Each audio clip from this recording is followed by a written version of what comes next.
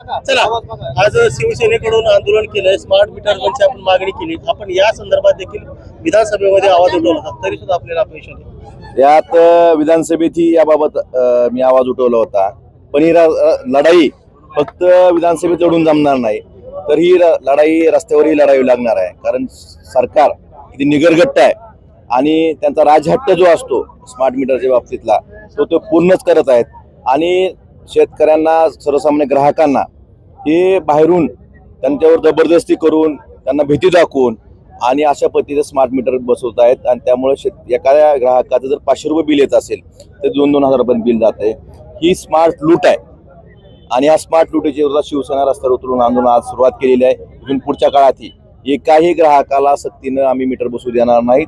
आणि ज्या ग्राहकाची मागणी आहे की आम्ही आमचं जुनं मीटर बसवा चांगलं आहे, तर ते सुद्धा आम्ही त्याच्यासाठी महावितरणकडनं ते बसवून घेणार.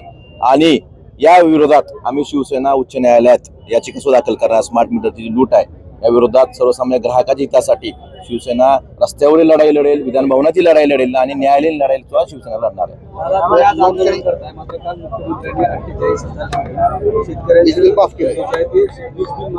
आता वीज बिल माफी किती वेळा करायची? वीज बिल माफीचं माझं मत आहे की हे थकबाकी माफ केलेलं काल त्यांनी जाहीर केलं. मग वीज बिल जर नव्हतं मग पहिली काय माफी केली होती? म्हणजे दरवेळेस काहीतरी वेगळं सांगायचं. वीज बिल अरे माफी पण वीज तर द्या. आज एकाही शेतकऱ्याला आपण बघतोय की ऊन पडलेलं आहे, 50% क्षेत्रावर पेरणी झालेली आहे. शेतकरी त्यांचं पीक वाचवण्यासाठी धडपड करतोय. कुठून जर जे थोडं पाणी आहे ते पाणी सोयाबीनला देऊन ते पीक वाचवता येतंय का यासाठी प्रयत्न करतोय, पण त्याला सुद्धा वीज नाही. आणि इमर्जन्सी लोड शेडिंगच्या नावाखाली रोज संध्याकाळी लाईट ग्रामीण भागातली पूर्ण ग्रामीण भागात अंधारात असतो. त्या ठिकाणी आपल्या जिल्ह्यात वारकऱ्याच्या दिंड्या आलेल्या आहेत. विदर्भातनं बहुतांश दिंड्या आपल्या जिल्ह्यातून जातात. त्या ठिकाणी वारकऱ्यांना सुद्धा अंधारात चाचपळत त्यांना जेवण करावं लागतं, त्यांना निवारा ठिकाणी अडचण होते. ते हिंदू नाहीत का? आपण ज्या ठिकाणी 1 मिनिट जरी लाईट गेली किंवा 1 मिनिट जरी उशीर झाला तर डिस्कनेक्शन करता आणि दुसऱ्या बाजूला इमर्जन्सी लोड शेडिंगच्या नावाखाली 5-5, 6-6 तास आपली लाईट बंद असते. शहरातल्या सुद्धा लाईट दिवसातून 20-20, 25-25 वेळ डिस्कनेक्शन होतं त्याचं. ह्यासाठी सुरळीत वीज पुरवठा केला पाहिजे. शेतकऱ्यांना शेतीपंपाला 8 तास कमीत कमी वीज देते तुम्ही सांगितलं होतं. 8 तास मिळते का? 8 तासात किती वेळा लाईट ट्रिप होते? ह्या गोष्टीचा सरकारने विचार करणं गरजेचं आहे. आणि जी इमर्जन्सी लोड शेडिंगच्या नावाखाली आपल्या जिल्ह्यात, धाराशिव जिल्ह्यात सोलार ऊर्जा असेल, सोलार असेल किंवा पवनचक्की असेल, याच्या माध्यमातून जवळपास 1000 मेगावॉट वीज तयार होते. आणि 1000 मेगावॉट पैकी आपल्या जिल्ह्याची गरज, धाराशिव जिल्ह्याची गरज फक्त 450 मेगावॉटची आहे. मग तुम्ही आमच्या जमिनी घेता. शेतकऱ्यांनी त्यांची पिढ्यानपिढ्याची जी शेती आहे ही तुम्हाला लिहून दिली. त्या ठिकाणी पवनचक्की उभारल्या, काही ठिकाणी सोलर प्लॅन्ट उभारले आणि आम्हालाच अंधारात ठेवता. आमची वीज तुम्ही मोठ्या मोठ्या शहरांना, मोठ्या मोठ्या उद्योगपतींनी विकता. आमच्या जिल्ह्यात तयार केली. आमचं म्हणणं एवढंच आहे की आधी आमची गरज पूर्ण करा, आमचे लोड शेडिंग 100% बंद करा आणि मग बाहेर वीज विका. वीज बिल म्हणजे जुनी थकबाकी आहे ती माफ केलेली आहे. ते काहीतरी नवीन सांगायचं म्हणून काल जो मला कर्जमाफीच्या बाबतीत विचारायचं झालं तर एका तरी शेतकऱ्याला सुरुवातीला तारीख दिली 30 जून, नंतर दिली 5 जुलै, आता सांगतात 30 जुलै. कर्जमाफीचं कसं असतं की एखाद्या शेतकऱ्याला कर्जमाफी मिळालं तर त्याला नवीन कर्ज घेऊन त्याला नवीन पेरणी करावी लागते. मग कर्जमाफीचा अजून एकही शेतकरीचा 56 लाख शेतकरी तुम्ही सांगितले, 56 लाख शेतकऱ्याची यादी कधी जाहीर करणार? हे सरकारला माझा विचार. यादी तर जाहीर करा तुम्ही, सत्कार करून घ्यायच्या आधी. सौर असेल, विंड असेल, त्याची वीज खरेदी कमी दराने केली जाते, ग्राहकांना जास्त दराने तीच विकली जाते. नाही, ह्यात फक्त खाजगी कंपन्यांचं हित आहे. खाजगी कंपन्यांसाठी सरकार काम करते. आमच्या जमिनी बळकावल्या गेल्या, शेतकऱ्याचा गोरगरीब शेतकऱ्यांच्या जमिनी बळकावल्या गेल्या. काही वेळा स्थानिक गुंडांकडनं, पोलिसांकडनं ह्या जमिनी बळकावून त्या ठिकाणी जबरदस्ती करून एक नॅशनल प्रोजेक्ट असं सांगून या ठिकाणी खाजगी लोकांसाठी सरकार काम करते. थँक्यू. या ठिकाणी स्मार्ट मीटर फोडले. आज धाराशिव जिल्हा शिवसेना उद्धव बाळासाहेब ठाकरे या पक्षाच्या वतीनं महावितरणच्या आणि या महायुती सरकारच्या विरोधात आंदोलन आम्ही विद्युत विभागाच्या अनागोंदी कारभाराच्या विरोधात या ठिकाणी केलेलं आहे. आणि निश्चितपणे आम्ही त्याला सांगितलं आज की अवेळी होणारं जे लोड शेडिंग आहे ते सर्वप्रथम बंद करा. स्मार्ट मीटरच्या माध्यमातून होणारी लूट बंद करा. मुख्यमंत्री महोदयांनी त्या ठिकाणी विधानसभेमध्ये शब्द दिलेला असताना देखील की स्मार्ट मीटरची सक्ती ही केली जाणार नाही. परंतु तरी देखील महावितरणचे अधिकारी व्हॉट्सअप ग्रुपवरती स्मार्ट मीटरच्या बाबतीमध्ये आवाहन करताना आपल्याला पाहायला मिळत आहेत. तर आम्ही त्याला आज या ठिकाणी जाब विचारलाय आणि हे सगळं तात्काळ बंद करावं, अन्यथा हे आंदोलन आज रस्त्यावर केले उद्या महावितरणच्या कार्यालयामध्ये करण्याची वेळ येऊ देऊ नका, अशा प्रकारचं आवाहन आम्ही आज यांना केलं. हिंदू हृदय सम्राट बाळासाहेब ठाकरेंचा, उद्धवजी ठाकरे साहेबांचा, आदित्यजी ठाकरे साहेबांचा. आज या ठिकाणी आपण महावितरणचा जो भोंगर कारभार गेल्या अनेक महिन्यापासून आपल्या जिल्ह्यात तसेच महाराष्ट्रात होत आहे, त्या कारभाराच्या विरोधात एक प्राथमिक आंदोलन म्हणून आज आपण या ठिकाणी महावितरणच्या कार्यालयासमोर आंदोलन करत आहोत. या प्रसंगी आता ज्यांनी आपल्याला मार्गदर्शन केलं असे आपले जिल्ह्याचे सहसंपर्क प्रमुख आदरणीय नंदूभैया, महिला आघाडी जिल्हा प्रमुख आदरणीय श्यामलताई, पिंटूभैया, भारत नाना, या ठिकाणी उपस्थित असलेले सर्व शिवसेनेचे पदाधिकारी, शिवसैनिक आणि शेतकरी बांधव. भारत नाना कोळी सर मागा म्हणल्याप्रमाणे शिवसेना ही नेहमीच आक्रमक आंदोलन करण्यासाठी प्रसिद्ध आहे. पण कोळी सर तुम्हाला मी सांगतो की ही आपली सुरुवात आहे, ही फक्त त्यांना सूचना देण्यासाठी आपण आज आंदोलन करतोय.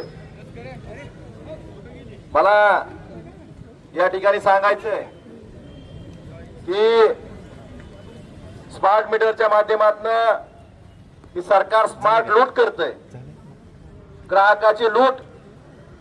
ज्या ग्राहकाला आधी 500 रुपये बिल यायचं त्याच ग्राहकाला 2-2 हजार रुपये बिल येतंय. हा प्रश्न मी विधानसभेतही मांडला होता. पण बांधवांनो, फक्त विधानसभेत मांडून जमणार नाही, तर आपल्याला रस्त्यावरची लढाई करावी लागेल. आताच मागा सरांनी सांगितलं या स्मार्ट मीटरच्या विरोधात जर पहिला पक्ष कुठला रस्त्यावर उतरला असेल तो शिवसेना उद्धव बाळासाहेब ठाकरे हा पक्ष. कारण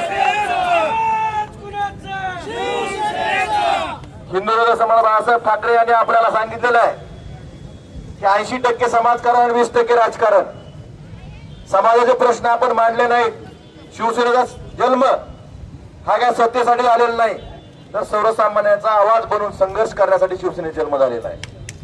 त्यामुळं शिवसैनिक आणि नेहमीच सर्वसामान्यांचा आवाज उठवण्यासाठी नेहमीच रस्त्यावर उतरतो, गाव पातळीपासून ते राज्य पातळीपर्यंत. आपल्याला स्मार्ट मीटरच्या बाबतीत मुख्यमंत्र्यांनी सुरुवातीला सांगितलं की प्रीपेड असणार नाहीत. प्रीपेड नाहीत तर मग बिल थकल्यानंतर 1 तासात मीटर का बंद पडतं ह्याचं उत्तर सरकारने द्यावं लागेल. प्रीपेड नाही ना, मग आपलं बिल जर थकलं 1 दिवस तरी लगेच मीटर आपोआप का बंद पडतं? प्रीपेड नंतर प्रीपेडचा बाप आहे का हे? प्रीपेडच आहे ना. आपला मोबाईलचा रिचार्ज संपल्यावर कसं मोबाईल बंद पडतो? प्रीपेड. तसंच आपलं बिल जर थकलं तर आपोआप सिस्टीम मधनं बिल बंद पडतं. मग प्रीपेड नंतर प्रीपेडचा बाप आहे का हे?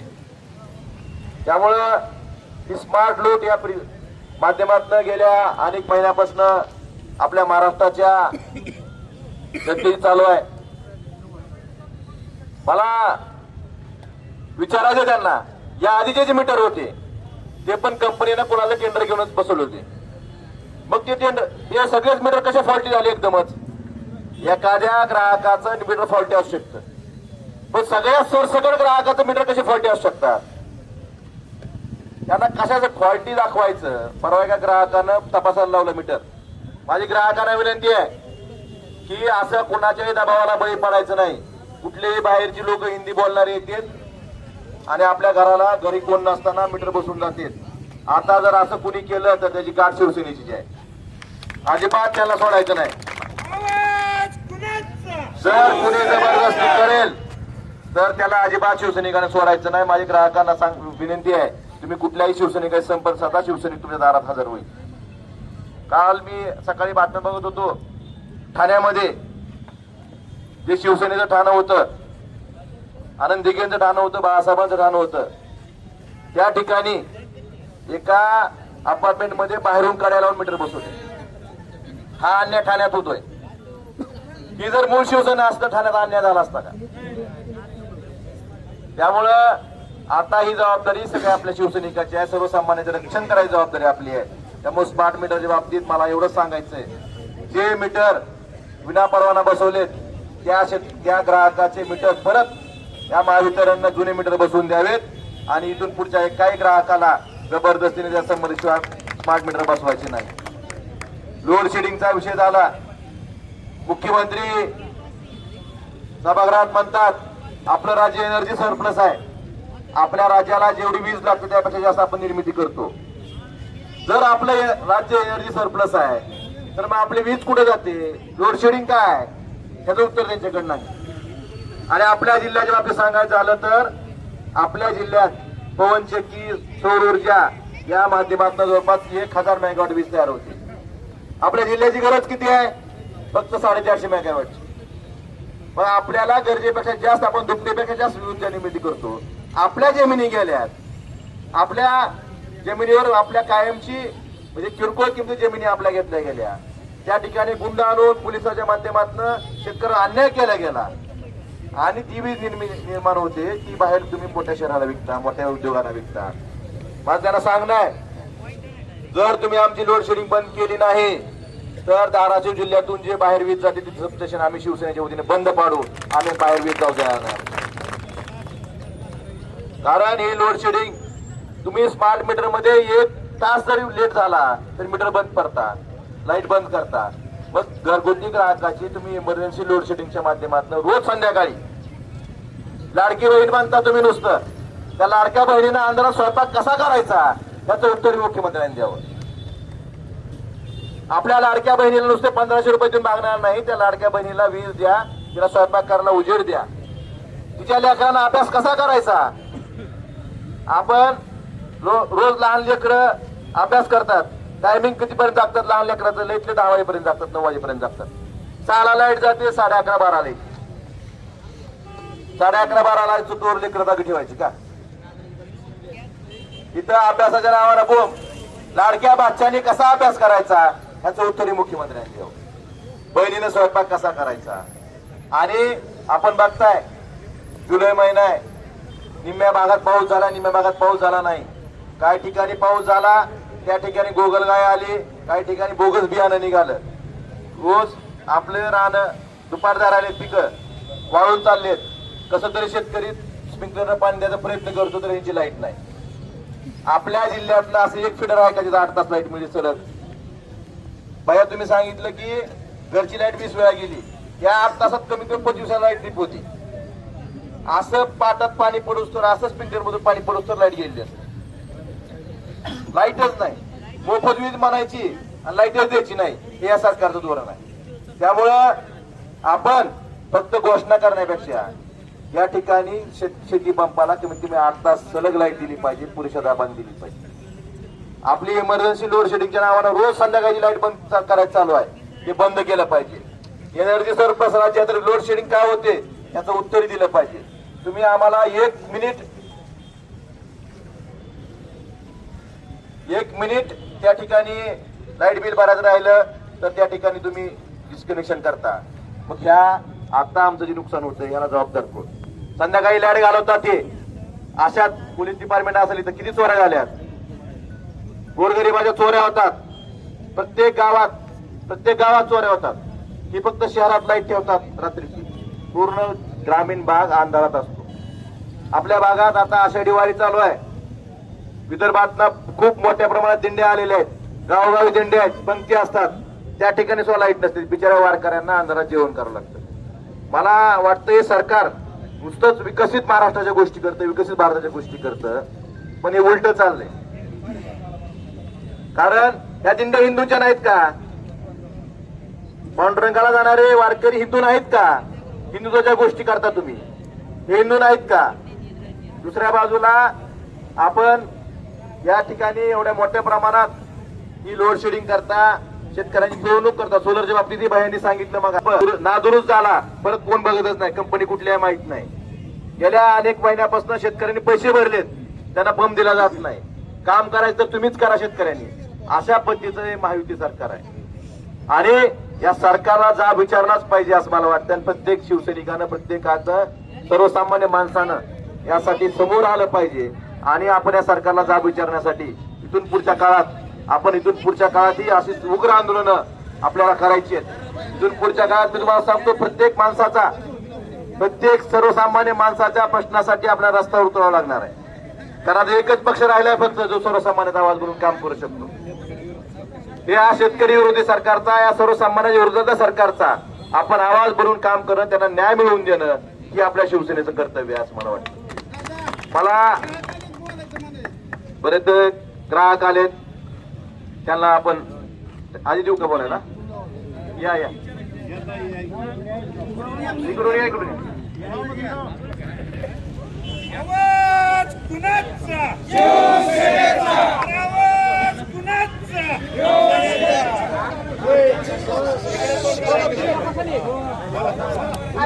अजित चव्हाण की बसून मी आमचं लाईट बंद आहे तर 2,500 बिल येत असतंय का कुठं? काय करायचं का तोडून टाकायचं?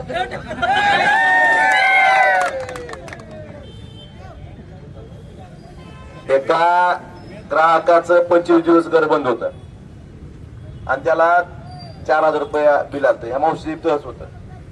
हे सर्वसामान्य माणसाची ही स्मार्ट लूट हे सरकार करतंय आणि या लुटीला आपण जर शांत बसलो तर आपल्या एवढं म्हणजे कपाळ करंट कोणीच असणार नाही. त्यामुळे आपण ही लूट खपवून घ्यायची नाही. आणि अजून एक मुख्यमंत्र्यांचं तुम्ही विधानसभेचं भाषण बघितलं असेल. उष्णता खूप वाढली म्हणून विजेची मागणी वाढली म्हणून लाईट बिल जास्त आली. मला विचारायचंय, एवढाच उन्हाळा होता का? ह्याच्या आधी कधी उन्हाळाच नव्हता का? ह्याच्या आधी उन्हाळा होतच ना. म्हणजे असं सांगितलं त्यांनी की भारतात पहिल्यांदाच उन्हाळा आला.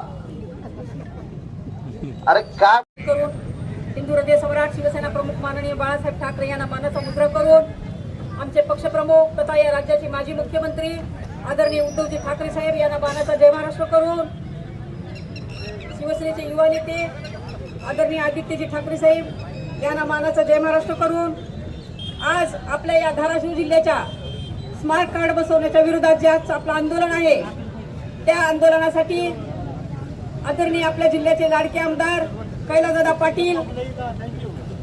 पाटील यांच्याविषयी बोलायचं झालं तर आपल्या जिल्ह्यालाच नाही महाराष्ट्राला अभिमान वाटावा असं काम त्यांनी विधानसभेत केलंय. म्हणून प्रथमतः आपण त्यांचं टाळ्या वाजवून अभिनंदन करूया.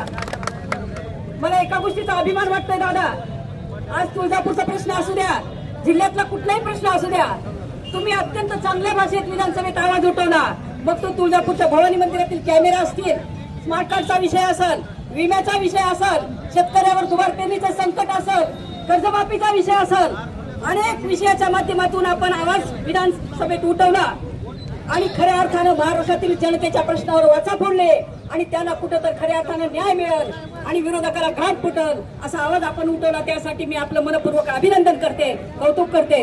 तसंच आपल्या जिल्ह्याचे आदरणीय संपर्क प्रमुख आदरणीय नंदुबाई निंबाळकर साहेब, सर्व तालुक्यातून जिल्ह्यातून आलेले आमचे सर्व पदाधिकारी, जुने जे शिवसैनिक आणि माजी जिल्हा प्रमुख आदरणीय भारत नाना इंगळे, सर्वच नगरसेवक, जिल्हा परिषद सदस्य, सर्वांनाच मानाचा जय महाराष्ट्र करते. या ठिकाणी ह्या MSCBला सांगावं असं वाटतंय की कुठल्याही लोकांना, मला वाटतं आज धाराशिव शहरात 700 स्मार्ट मीटर घरोघर बसवलेले, कुणाच्या परमिशनने बसवले हो? कायदा तुमच्या घरचा आहे काय? ही लोकशाही आहे, हुकुमशाही चालणार नाही. प्रथमतः मी तुम्हाला स्मार्ट कार्ड मधला फरक सांगू इच्छिते. स्मार्ट कार्ड मध्ये प्रीपेड आहे आणि डायरेक्ट ऑनलाईन कनेक्शन कट करता येतं. असं स्मार्ट कार्ड 2 प्रकार आहेत, एक स्मार्ट कार्ड आणि एक प्रीपेड स्मार्ट कार्ड. तर माझी या अधिकाऱ्यांना विनंती आहे, सरकारला विनंती आहे, आमचा स्मार्ट कार्डला विरोध नाही, परंतु आमच्या परमिशन शिवाय smart card, prepaid smart card बसवण्याला विरोध आहे.